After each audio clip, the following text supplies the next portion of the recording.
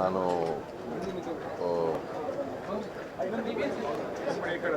ಇತ್ತೀಚಿನ ದಿನಗಳಲ್ಲಿ ನಾವು ಯಾವುದೋ ಒಂದು ಕಾರ್ಯಕ್ರಮಕ್ಕೆ ಜಾನಕಮ್ಮನ್ನು ಹೇಗಾದರೂ ಮಾಡಿ ಕರ್ಕೊಂಬರ್ಬೇಕು ಅಂತ ಭಾಳ ಒಂದು ಆಸೆ ಇಟ್ಕೊಂಡಿದ್ದೆ. ಸಡನ್ನಾಗಿ ಈ ರೀತಿ ಒಂದು ನ್ಯೂಸ್ ಬರಬೇಕಾದ್ರೆ ಒಂದು ರೀತಿ ಗಾಯಕನಾಗಿ ಅಷ್ಟೇ ಅಲ್ಲದೆ ಅವರ ಹಾಡುಗಳ ಒಬ್ಬ ಶಿಷ್ಯನಾಗಿ, ಯಾಕಂದರೆ ನಾವೆಲ್ಲರೂ ಇವರ ಹಾಡುಗಳಿಂದ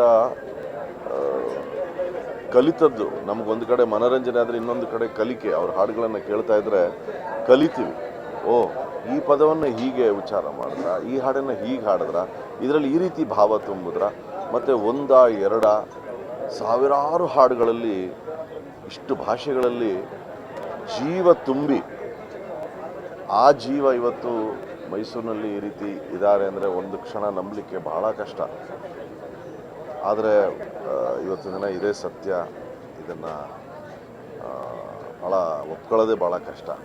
ಆದರೂ ಕೂಡ ಇಂಥ ಮಹನೀಯರು ಒಂದು ರೀತಿ ಏನು ಹೇಳ್ತಾರೆ, ಶಾಶ್ವತವಾಗಿ ಹಿರಿಕರು ಹೇಳೋಗೆ ಸೂರ್ಯ ಚಂದ್ರ ಇರೋವರೆಗೂ ಇವರೆಲ್ಲರೂ ನಮ್ಮೊಂದಿಗೆ ಶಾಶ್ವತವಾಗಿರ್ತಾರೆ. ಯಾಕಂದರೆ ಅವರು ಮಾಡಿರುವಂಥ ಕೆಲಸ ಅಷ್ಟೇ ಅಲ್ಲದೆ ಅವರ ಮನಸ್ಸು, ಅವರ ಹೃದಯ, ಅವರು ನಡ್ಕೊಂಡಂಥ ರೀತಿ ಯಾರಿಗೂ ಯಾವ ರೀತಿಯಾದಂಥ ತೊಂದರೆಯನ್ನು ಕೊಡದೆ ಎಲ್ರಿಗೂ ಕೇವಲ ಆನಂದವನ್ನು ಮಾತ್ರ ಕೊಟ್ಟು ಹಾಡುಗಳ ಮೂಲಕ, ಅವರ ಮಾತುಗಳ ಮೂಲಕ.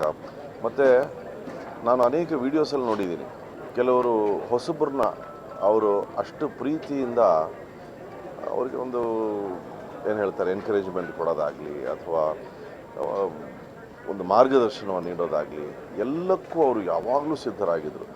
ನಾನು ಇಂಥ ದೊಡ್ಡ ಗಾಯಕಿ ಅನ್ನೋ ಒಂದು ಒಂದು ಒಂದು ಕಿಂಚಿತ್ ಕೂಡ ಅವ್ರಿಗೆ ಅವ್ರಿಗೆ ಗೊತ್ತೇ ಇರಲಿಲ್ವೇನೋ ಅವರು ಅಂಥ ಬೆಟ್ಟದ ಎತ್ತರದ ಗಾಯಕಿ ಅಂತ. ನಾನು ಇವತ್ತು ಒಬ್ಬ ಗಾಯಕನಾಗಿ, ನಾನು ಹೇಳ್ದಂಗೆ ಸಂಗೀತ ರಸಿಕನಾಗಿ ಈ ಇಡೀ ಆ ಒಂದು ಲೋಕಕ್ಕೆ ಒಂದು ತುಂಬಲಾರದ ನಷ್ಟ. ಅವರ ಆತ್ಮಕ್ಕೆ ಭಗವಂತ ಶಾಂತಿಯನ್ನು ನೀಡಲಿ. ಅವರ ಪರಿವಾರವನ್ನು ಭೇಟಿಯಾದ್ವಿ. ಅವರೆಲ್ಲರಿಗೂ ಭಗವಂತ ಶಕ್ತಿ ಕೊಡಲಿ. ಮತ್ತು ಅಷ್ಟೇ ಅಲ್ಲದೆ ವಿಶೇಷವಾಗಿ ಕನ್ನಡದಲ್ಲಿ ಹೇಳಬೇಕು ಅಂದರೆ ಸಾವಿರಾರು ಹಾಡುಗಳನ್ನು ಕೊಟ್ಟಿದ್ದಾರೆ. ಹಾಗಾಗಿ ಅವರೆಲ್ಲ ಇವತ್ತು ಇಲ್ಲಿ ನೋಡಿದ್ರೆ, ಆ ಲೈನ್ ನೋಡ್ತಾ ಇದ್ದರೆ ನನಗೆ ಎಷ್ಟು ಹೃದಯಗಳನ್ನು ಗೆದ್ದಿದ್ದಾರೆ ಅಂತ ಗೊತ್ತಾಗತ್ತೆ. ಆ ಎಲ್ಲ ಹೃದಯಗಳಿಗೆ ಭಗವಂತ ಶಕ್ತಿಯನ್ನು ಕೊಡಲಿ ಅಂತ ಪ್ರಾರ್ಥಿಸ್ತೇನೆ. ರೀಸೆಂಟಾಗಿ ಆಗಿರಲಿಲ್ಲ, ಬಟ್ ಕೆಲವು ವರ್ಷಗಳ ಹಿಂದೆ ಆಗಿದ್ದೆ.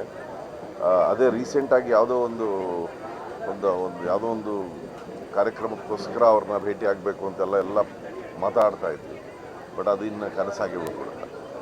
ಸರ್, ನಿಮ್ಮಿಬ್ಬರ ಒಂದು ಫೋಟೋ ಇದೆ, ಯಾವುದೋ ಒಂದು ಕಾರ್ಯಕ್ರಮದಲ್ಲಿ ಭೇಟಿಯಾಗಿದೆ, ಸಿಕ್ಕಾಗ ಏನು ಮಾತಾಡ್ತಿದ್ರು? ಇಲ್ಲ, ಅವರು ಎಲ್ಲರನ್ನೂ ಪ್ರೀತಿಯಿಂದ ಮಾತಾಡಿಸೋರು. ಅಂದರೆ ಅವರು ಎಲ್ರಿಗೂ ಪ್ರೋತ್ಸಾಹವನ್ನೇ ನೀಡೋರು.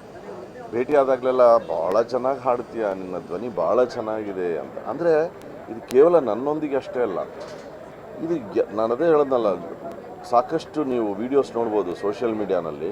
ಹೊಸ ಗಾಯಕಿಯರೊಂದಿಗೆ ಅವರು ಕೂತ್ಕೊಂಡು ಅವರೊಂದಿಗೆ ಮಾತನಾಡ್ತಾ ಅವ್ರ ಹಾಡುಗಳನ್ನು, ಅವರು ಹಾಡಿದಂಥ ಹಾಡುಗಳನ್ನು ಆ ಹೊಸಬರು ಹಾಡ್ತಾಯಿದ್ರೆ ಅದನ್ನು ಆಲಿಸಿ ಅದಕ್ಕೆ ಅಷ್ಟು ಒಂದು ಒಳ್ಳೆ ಮಾತುಗಳನ್ನು, ಅದೆಲ್ಲ ಅವಶ್ಯಕತೆ ಇಲ್ಲ. ಅಂದರೆ ಎಲ್ಲವನ್ನೂ ಸಾಧನೆ ಮಾಡಿದ್ಮೇಲೆ ಬಿಡ್ರಪ್ಪ ನನ್ನನ್ನು ಅಂತ ಇರ್ಬೋದು.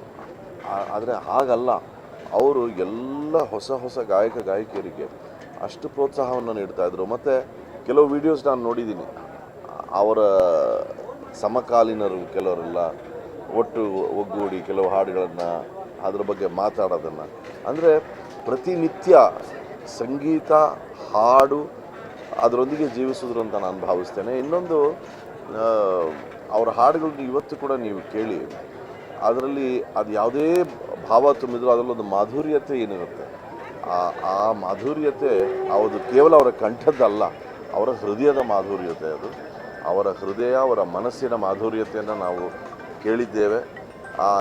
ಆ ವ್ಯಕ್ತಿ ಇಲ್ಲದೆ ಹೋದರೂ ಕೂಡ ಆ ಕಂಠ, ಆ ಮಾಧುರ್ಯತೆ, ಆ ಹೃದಯ ನಮ್ಮೊಂದಿಗೆ ಶಾಶ್ವತವಾಗಿ ಇರುತ್ತೆ ಅಂತ ನಾನು ಭಾವಿಸ್ತೇನೆ.